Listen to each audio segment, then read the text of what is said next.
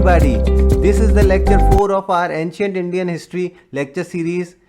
In this lecture we will study chapter 4, the geographical setting. सबसे पहले हम देखते हैं कि जो इंडियन सब कॉन्टिनेंट है उसमें कौन कौन सी कंट्रीज आती हैं. तो सब continent is divided into 5 countries: India, Bangladesh, Nepal, Bhutan, Pakistan. Indian सब कॉन्टिनेंट जो है वो मोस्टली ट्रॉपिकल जोन में आता है. The monsoon plays an important part in the history of India. In ancient times irrigation was not an important factor and rains played the crucial role in agriculture. Ancient time में क्या रहता था, irrigation जो था वो available नहीं था. Agriculture productivity जो भी डिपेंड करती थी वो पूरी की पूरी रेनफॉल पे डिपेंड करती थी. The Himalayas protect the country against the cold Arctic winds blowing from Siberia through central Asia. This keeps the climate of northern India Fairlie warm through out the year. तो आपका जो हिमालय है, Siberia, Russia, आप मान लो ये यहाँ से cold winds आ रही हैं, ठीक है. बट ये जो हिमालय है ये इतनी हाइट पे है कि ये इन कोल्ड विंड्स को रोक रहा है. इन कोल्ड विंड्स को रोक रहा है इंडिया में एंटर करने से. इस कारण जो क्लाइमेट है वो मोस्टली वार्म रहता है. पामीर प्लेट्यू आपका कहाँ पे है ये याद रखिएगा. ये पामीर प्लेट्यू आपका सेंट्रल एशिया में है. The foothills of the Himalaya lend themselves to easier clearance than the jungles on the alluvial soil of the plains. It was easy to cross rivers in these areas because of their smaller width, and hence the earlier routes skirted along the foothills of the Himalayas. Naturally, the earliest agricultural settlements and states were found in the foothills in the 6th century BC. तो ये कहना चाह रहा है जो आपकी Himalayan reverse थी, Himalayan reverse जो थी उनकी विथ कम थी. ये आपकी विथ चौड़ाई ये लेस थी, ठीक है. और जो आपकी पेनिनसुलर रिवर्स थी उनकी विथ ज़्यादा थी, मोर विथ, ठीक है. अब हिमालयन रिवर्स कहाँ है, ये जो हिमालय इसमें फ्लो हो रही हैं. पेनिनसुलर रिवर्स कहाँ है, जो यहाँ फ्लो हो रही हैं. जैसे आपकी कृष्णा, गोदावरी हो गई, ये आपकी पेनिनसुलर रिवर्स हो गई, ठीक है. तो जो हिमालयन रिवर्स है वहाँ विथ जो है, चौड़ाई जो है वो कम है, और जो पेनिनसुलर रिवर्स है वहाँ विथ ज़्यादा है. तो जो हिमालयन रिवर्स को क्रॉस ज़्यादा आसानी से किया जा सकता था क्योंकि इनकी विथ कम थी. इधर से इधर आपको जाना है तो कम विथ में इसको क्रॉस आसानी से किया जा सकता है. बट जो पेनिनसुलर रिवर्स हैं उसकी विथ बहुत ज़्यादा है, इस कारण इनको क्रॉस करने में कठिनाई आती है. Proceeding from the west to east we find the annual rainfall gradually increasing from 25 centimetre to 250 centimetre. Indus vegetation based on 25 to 37 centimeter rainfall. Possibly the western Gangetic vegetation based on 37 to 60 centimeter could be cleared with stone and copper implements made fit for cultivation. But this was not possible in the case of a middle Gangetic elevation based on, and certainly not in the case of lower Gangetic Brahmaputra vegetation based on this rainfall. The thickly forested areas which also contain hard soil could be cleared only with the help of iron implements which appear at a much later stage. Therefore, the natural resources of the less rainy western area were utilized first and large scale human settlements generally spread from west to east. तो ये आपका हो गया waste और ये आपका हो गया ईस्ट. तो जैसे जैसे हम वेस्ट से ईस्ट की तरफ जाते हैं तो आपकी जो रेनफॉल है वो क्या करती है, इंक्रीज़ करती है. वेस्ट से ईस्ट की तरफ जा रहे हैं तो रेनफॉल इंक्रीज़ कर रही है. मतलब वेस्टर्न इंडिया में जो रेनफॉल है वो कम है, ईस्टर्न इंडिया में जो रेनफॉल है वो ज़्यादा है. जैसे मैंने आपको बताया था सबसे पहले कौन सी एज आई थी, स्टोन एज. उसके बाद चालकोलिथिक एज, उसके बाद ब्रॉन्ज एज, उसके बाद आयरन एज. जब ब्रॉन्ज एज जो थी वो हड़प्पन पीरियड से कॉन्साइड करती है, मतलब 2500 BC से 1000 BC तक ब्रॉन्ज एज थी. और आपकी आयरन एज कब स्टार्ट हुई थी, ये स्टार्ट हुई थी फ्रॉम 1000 BC. तो जब आयरन नहीं था यहाँ पे क्या, यहाँ पे रेनफॉल कम हो रही है वेस्टर्न इंडिया में, यहाँ रेनफॉल ज़्यादा हो रही है ईस्टर्न इंडिया में. तो मतलब यहाँ जो फॉरेस्ट होगा वो कम होगा और यहाँ का जो फॉरेस्ट होगा वो डेंस होगा, ज़्यादा घना होगा, वेस्ट का कम घना होगा. तो ईस्टर्न इंडिया के फॉरेस्ट को क्लियर करने के लिए आपको आयरन इम्प्लीमेंट्स चाहिए थे. स्टोन वगैरह से ही वेस्टर्न इंडिया के जो फॉरेस्ट था वो क्लियर हो सकता था. 1000 BC से पहले आयरन थी नहीं, तो इसका मतलब यहाँ पे सेटलमेंट होना तो मुश्किल था, यहाँ पे एग्रीकल्चर, फॉरेस्ट को काट के एग्रीकल्चर होना. बट वेस्टर्न इंडिया में स्टोन टूल से भी ये फॉरेस्ट कट सकता था.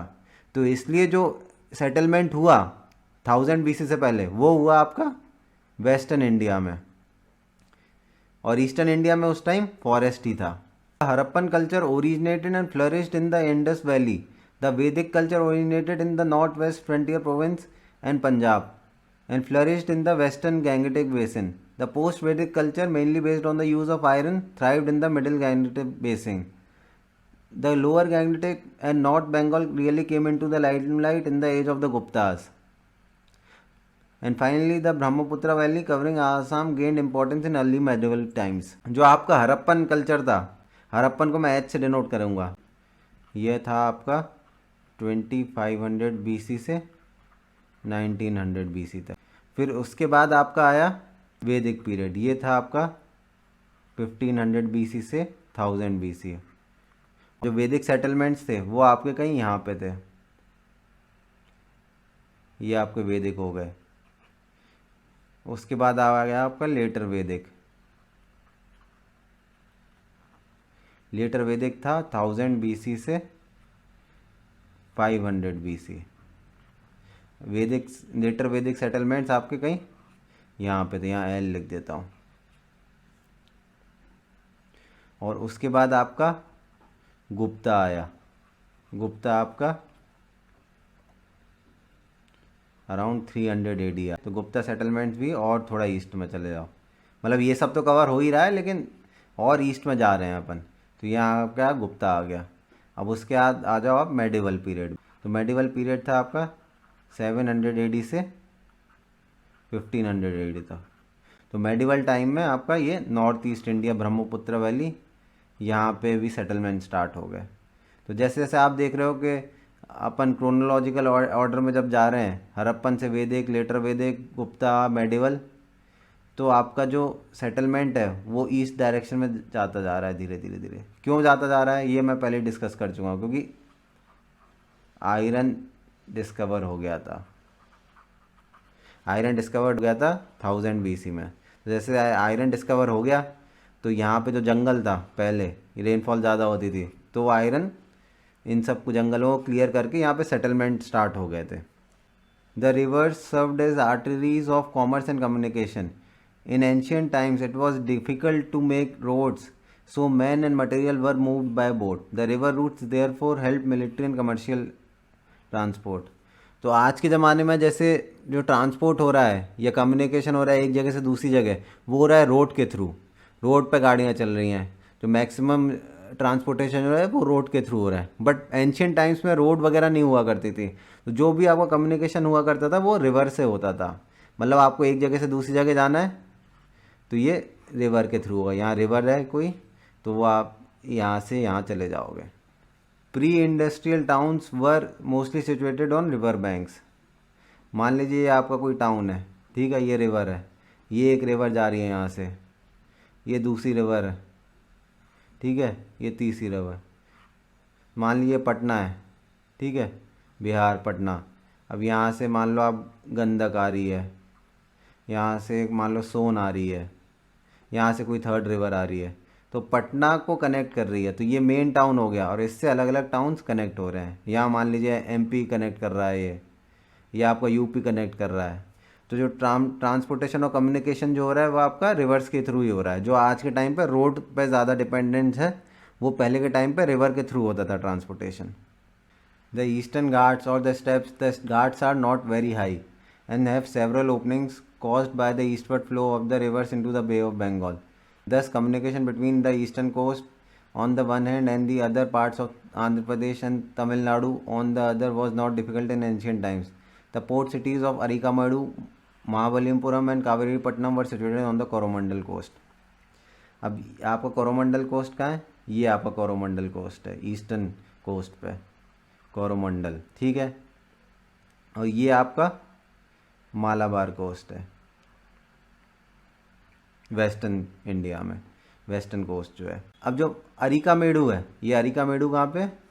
ये है आपकी पौंडीचेरी। महाबलीपुरम और कावेरीपट्टनम कहाँ पे? यहाँ पे है। ये क्या है? तमिलनाडु, ठीक है, ये तमिलनाडु है आपका। तो यहाँ पे आपको महाबलीपुरम और कावेरीपट्टनम मिल जाएगा। In the western part of the peninsula, we do not have such distinct regional units. Maharashtra between the Tapi on the north and the Bhima on the south. अब महाराष्ट्र के नॉर्थ में आपको तापी रिवर मिल जाएगी और साउथ में आपको Bhima river मिल जाएगी.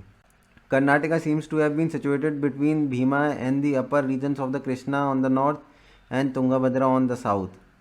अब ये आपका कर्नाटका, यहाँ पे भीमा है और यहाँ कहीं तुंगाभद्रा है. Tungabhadra provide a natural frontier between the warring powers lying to its north and south. Chalukyas of Badami and Rashtrakutas found it difficult to extend their sway to the south of the Tungabhadra. Pallavas and Cholas found it difficult to extend their authority to its north. Northern side में थे वो थे आपके चालुक्यास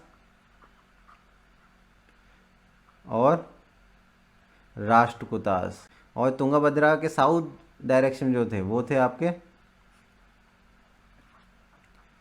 पल्लवास और Cholas. South eastern portion of Rajasthan has been a comparatively fertile area since ancient times, and because of the existence of the Khetri copper mines in this region, human settlements arose in this area in the Chalcolithic period. तो राजस्थान में एक चीज़ आपको याद रखनी है, Khetri copper mines कहाँ है, वो आपकी राजस्थान में है, ये आपको याद रखना है. Account of difficult communications in a vast country and the defensibility of the natural frontiers, it was not easy for the ruling class of one region to establish the rule over all other regions. Natural frontiers कौन से थे? सबसे पहले थे आपकी reverse, दूसरी थी आपके हिल्स. ठीक है, रिवर जैसे मैंने आपको तुंगाभद्रा का एग्जांपल दिया, और हिल्स जैसे आपके ऊंचे ऊंचे पहाड़ों पे कोई टेरिटरी या कोई एम्पायर थे, तो ये नेचुरल फ्रंटियर्स हुआ करते थे. The Vindhya mountains cut right across the country from west to east and form the boundary between the north and south India. Dravidian languages live south of the Vindhyas, Aryan languages north of it. तो यहाँ कहीं आपकी Vindhya mountains है, तो इसके ऊपर कौन से थे, यहाँ थे आपके आर्यन, और इसके साउथ में कौन से थे, विंध्या के साउथ में Dravidian. Since copper was the first metal to be used, it is invested with great purity by the Hindus. सबसे पहले कौन सी थी, स्टोन एज, फिर आपकी थी चालकोलिथिक एज. ठीक है, चालकोलिथिक को ही कहते हैं कॉपर स्टोन एज. ठीक है, तो कॉपर जो था ये फर्स्ट मेटल था, first metal to be discovered, तो इसलिए इसको काफ़ी सेक्रेड माना जाता है. तो यही चीज़ लिखी हुई है, since copper was the first metal to be used, it is invested with great purity by the Hindus. The country today produces practically no tin. This was scarce even in ancient times. Its deposit have been almost used up since bronze is made by mixing tin with copper. Bronze कैसे बनता है, जो third आपकी as थी वो bronze age थी. ठीक है, ब्रॉन्ज कैसे बनता है, जब कॉपर जो हमने ऊपर चालकोलिथिक एज में डिस्कवर किया था उससे आप टिन को मिलाओ तो आपका ब्रॉन्ज बच जाता है. The Harappans possibly procured some tin from Rajasthan, but their main supply came from Afghanistan, and even this was limited. Although the Harappan people used bronze tools, their number compared with those found in Western Asia is very small. Therefore, the major portion of India had no proper bronze age. अब मैं आपको बता चुका हूँ जो bronze age थी उसका दूसरा नाम क्या है, हरप्पन एज भी है. ब्रॉन्ज के लिए हमको चाहिए कॉपर. कॉपर तो अवेलेबल था जैसे राजस्थान के Khetri copper mines, but tin कहाँ से लाया जाए, तो हरप्पन पीपल क्या करते थे, अफ़गानिस्तान से टिन इंपोर्ट करते थे, तो जिससे ब्रॉन्ज बन जाता था. लेकिन जो टिन था वो बहुत कम क्वांटिटी में इंडिया में अवेलेबल, बहुत ही माइन्यूट क्वांटिटी में था और बाहर से इंपोर्ट पर डिपेंडेंस थी, इसलिए जो ब्रॉन्ज की क्वालिटी और क्वांटिटी वो इतनी अच्छी नहीं थी. India has been rich in iron ores which are found particularly in south Bihar, eastern Madhya Pradesh, Karnataka. The formation of the first empire in Magadha in the 6th to 4th century we owed much to the availability of iron. The large-scale use of iron made Avanti with its capital at Ujjain an important kingdom in the 6th and 5th century BC. तो मैंने आपको बताया था 6th century BC में first Magadhan empire form हुआ था. ये पहला टेरिटोरियल एम्पायर फॉर्म हुआ था 6th सेंचुरी BC में। क्यों हुआ था? क्योंकि आयरन डिस्कवर हो गया था। आयरन डिस्कवर होने से क्या हुआ कि जो आयरन इक्विपमेंट्स जो लड़ाई झगड़े के लिए जैसे स्वॉर्ड वगैरह, जब उनका यूज़ होने लगा तो इससे क्या है, लोगों ने टेरिटरीज हड़पना स्टार्ट किया और मार धाड़ करके टेरिटरीज हड़पना स्टार्ट किया। तो इससे एक एम्पायर बन गया। जो फर्स्ट एम्पायर था वो मगधन एम्पायर। ठीक है, ऐसी एक इम्पॉर्टेंट प्लेस थी अवंती। अवंती भी 2 पार्ट में थी, एक नॉर्थ अवंती और एक आपकी साउथ अवंती। तो नॉर्थ अवंती की कैपिटल थी उज्जैन और साउथ अवंती की थी महेश्वर। महेश्वर को आप महेशमती भी कह सकते हो। Andhra possess resources in lead, which explains the large number of lead coins in the kingdom of Satvana, who ruled over Andhra and Maharashtra in the first 2 centuries of the Christian era। तो first century AD में सतवानास थे और इनके जो coins थे वो lead से बने होते थे। लेड से क्यों बने होते थे? इनके पास large quantity of lead available था आंध्र में, इस कारण ये लेड का ज़्यादा इस्तेमाल कर रहे थे। The earliest coins called the punch mark coins were made of largely of silver.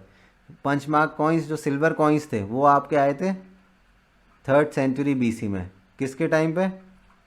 Maurya dynasty के टाइम पे। Kolar gold fields of Karnataka. अब यहाँ पे गोल्ड आ गया था। Kolar gold fields of Karnataka. Much of the gold used in early times was obtained from Central Asia and the Roman Empire. As the local resources were not sufficient to maintain the gold currency over a long spell of time, once the supply from outside stopped, gold coins became rare. तो gold जो था इतना available नहीं था India में और ये import किया जाता था रोम से इंपोर्ट किया जाता था, रोमन एम्पायर से। तो जैसे ही वहाँ से ट्रेड ख़त्म हुआ और इंपोर्ट ख़त्म हुआ, रोम ने एक्सपोर्ट करना बंद किया गोल्ड को, तो जो गोल्ड के कॉइन्स थे वो बनना बंद हो गए। इसी के साथ हमारा चैप्टर 4 ख़त्म होता है। जो नेक्स्ट चैप्टर है हम वो नेक्स्ट लेक्चर में कवर करेंगे। Thank you very much.